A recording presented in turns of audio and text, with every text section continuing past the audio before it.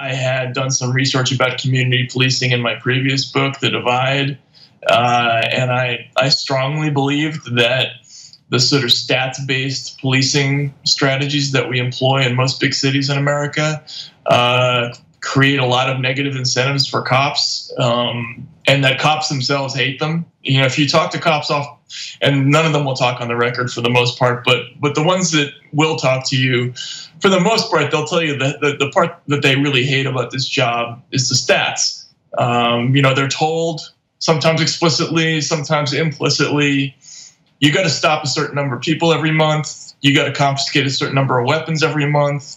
We need to see what they call activity, right? And what that forces cops to do is jack up people who aren't really doing anything very often. And everybody knows, although it's not always spoken explicitly, that we want you to do this in certain neighborhoods and not other neighborhoods, right? So you don't see cops stopping people en masse in Wall Street, ripping open briefcases and pulling wads, bundles of ecstasy and coke out of the pockets of stockbrokers.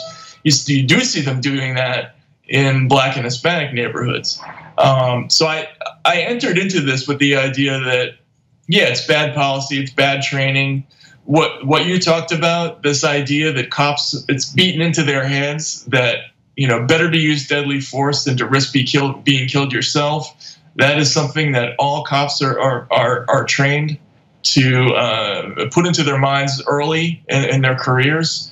But on top of that, and this is the thing that I wasn't aware of, when you look at policies like broken windows and stop and frisk, if you look back as far back as the early 1800s, you'll find almost identical policing strategies. They just always had different names. They were called vagrancy laws in some states. In other states, they were called impudence laws, right? These are the black codes. And in every instance, it's exactly the same thing. It's cops have legally meaningless excuses to stop people of color at any moment that they want. And, what became intellectual chic in the 90s and the 2000s through stop and frisk and broken windows is actually just a rehash of ancient racist policies where there's no denying the race element anymore because it's so completely like the repressive policies that we used to see in this country.